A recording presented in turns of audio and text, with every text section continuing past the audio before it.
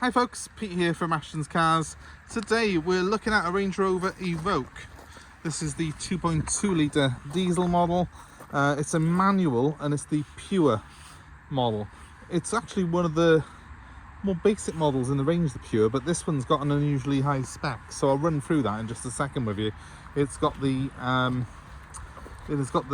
sat nav on it, it's got the full leather interior. A lot of Evoques don't have the leather when they're pure models, so I think this is a pure with a few extra bits and pieces on it to bolster that specification. It does look a tremendous bit of value for money, this car, and it's the first Evoque that I've had in. I don't know how on earth that is. I'm a Range Rover fan, as anyone who subscribes to the channel will probably already tell you. Speaking of which, please, if you are watching this, do subscribe to our channel and you can hit notifications. You'll get more car reviews off us, more updates with cars that we've got coming into stock as well. So do that now and hit notifications and you'll be alerted of any new ones that come in. Back to the Range Rover though. Well, it's a good looking car. I mean, I've always thought these were a good looking car, and I do also think that white is the best colour for them. I'm sure there's a few people will tell me otherwise in the comments, but I love this car in white. I think it contrasts nicely with these black wheel arch extensions. Just looks a bit beefier and a bit meaner. I suppose having been a Range Rover owner in the past, the Evoque, when it came out, I thought, oh, it's a bit small, maybe it's not really for me, but actually this car has really grown on me over the years, and here it is now. This model here is 12 years old.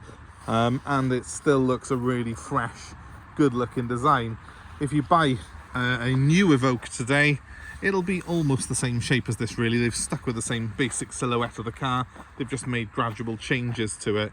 The door handles, for example, are different on the newer models, but I still think this is a very modern looking car. If you put a little private plate on it and a non-age related plate, it'll still look very impressive indeed and quite new. Whereas in reality, this is a sub £10,000 car now. So this particular one, instead of 106,000 miles, it's got service history on it. It's in, as you can see, exceptionally good condition. There's no marks or sort of advisories that I can show you on the car really. It's got Pirelli Scorpion tyres on it, which are obviously very good tyres. 19-inch in the case of this particular one. The Scorpions, I think, are one of the best tyres for these cars. In fact, for any Range Rover, you know, beware of ones that have been skimping on the tyres and putting cheap branded tyres on, because they'll have then again skimped on the other maintenance. And one thing I can tell you about Range Rovers, having owned many Range Rovers over the years, is you kind of get what you pay for. If you look after it, it'll be the best car you ever own.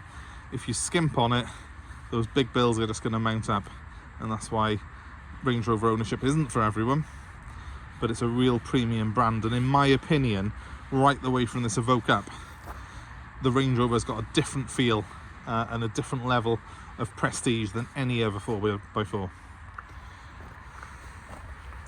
So I like the 2.2 litre diesel engine that's in these. Yes, it's a 4-cylinder, but it delivers plenty of power, a mountain of torque, and it is a reliable engine. I know people who've personally had these cars and done over 200,000 miles in them. So they're not as fragile as you might think. Yes, they're a bit glitzy and a bit bright and spangly, but they're actually a really good solid workhorse of a car. So that's the first thing I need to tell you. Anyone who thinks that these are just sort of the one to pose around town in, well, it's a pretty car, yes, but if you compare this to a Ford Cougar or other cars of this size from other manufacturers, this is a far more accomplished vehicle, and you know, in my opinion, a far better car to drive. So coming around to the back, it's a conventional hatchback rear on these, and you've got twin tailpipes there, which are proper twin tailpipes as well. Rear reverse parking sensors and front sensors on this particular one. Let's open the boot and see what we've got. It's a pretty good sized boot, that. These do attach somewhere. I can't even find where. I won't mess around with it for a minute.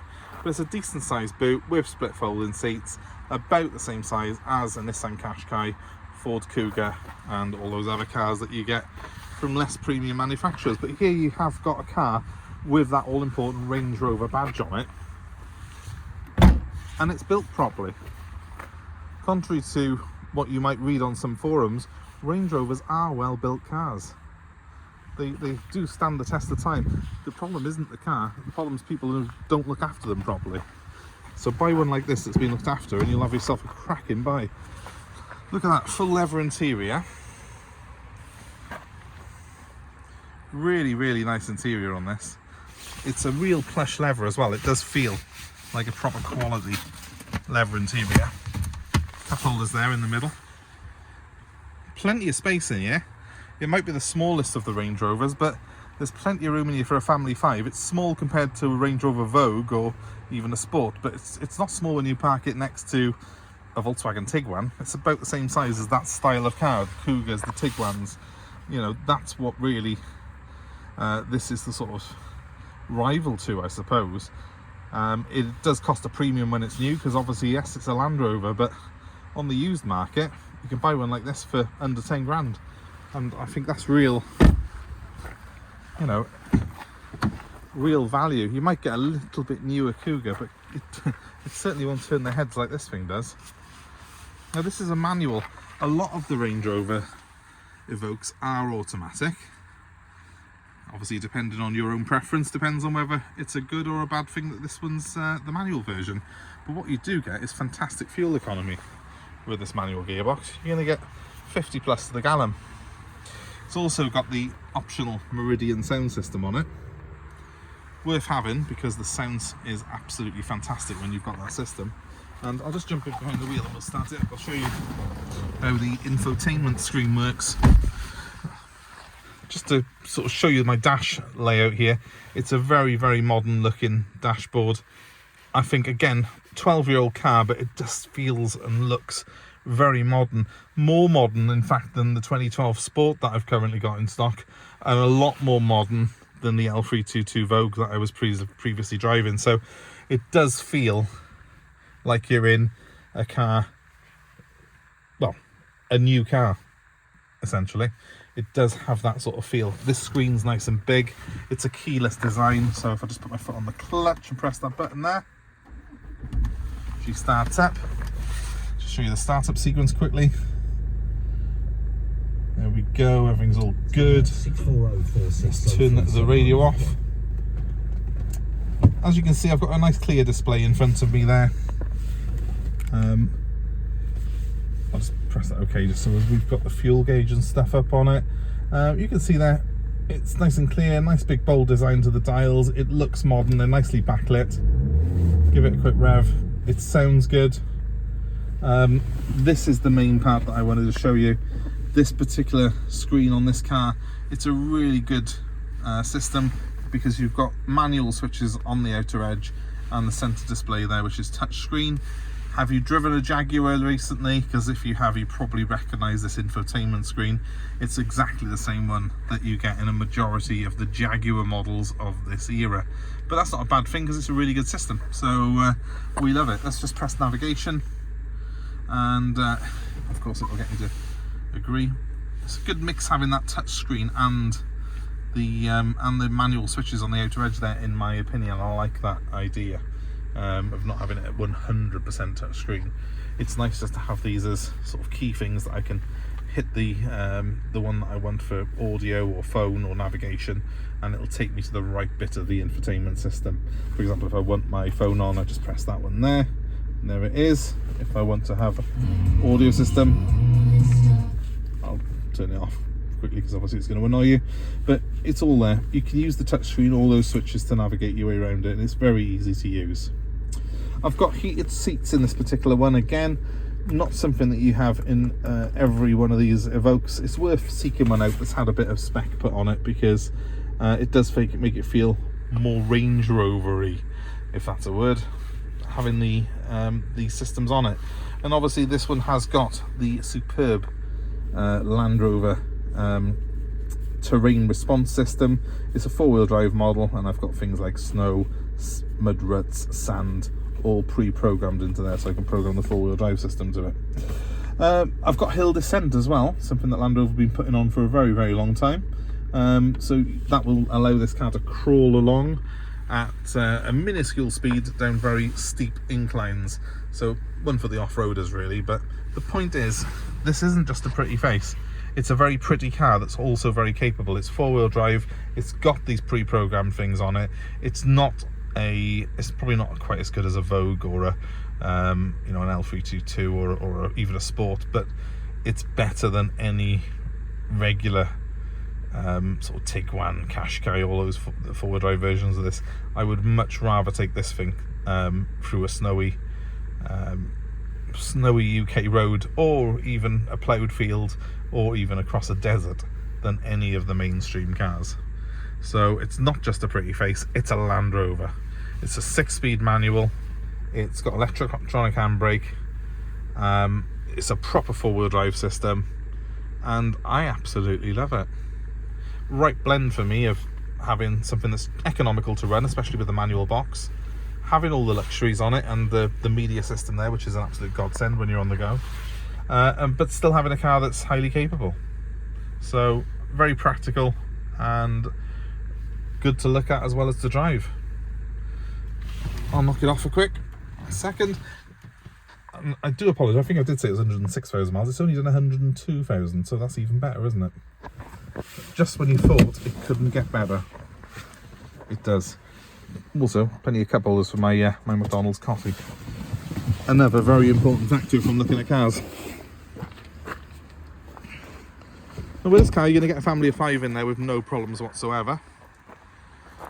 Insurance is not too bad, neither is the tax, so it's quite a painless ownership experience really.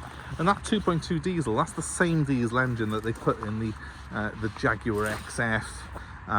Also they do put it in some of the Land Rover models like the Freelander 2, and then later on into the Discovery Sport. So it's an engine that's used in several cars, and my experience of that and our workshop experience of it is that it is a very solid, strong engine. In fact, one of the better engines that Land Rover and Jaguar have produced. So when you look at it like that, this is a really great 4x4 for someone. It's medium sized and looks like a 20 grand car, but only costs just under 10. So it's a big thumbs up from me. I hope that you've enjoyed the video of it.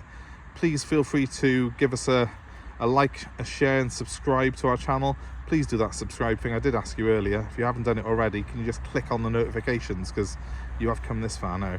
So give us a subscribe. It's very important to us that we can keep making videos like this for you, and that really helps us do that. And thanks for watching, guys. I hope it's been of interest. If you are interested in this particular car, you can ring me on 07932 873 646.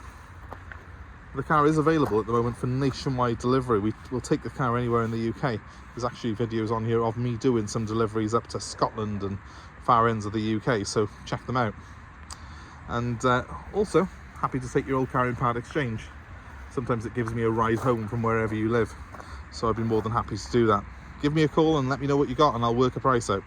It's 07932 873 646. And of course, if you've got any questions on the Range Rover or any of the cars that we've got here in stock at Ashton's Cars currently, please give me a shout and we'll be happy to help.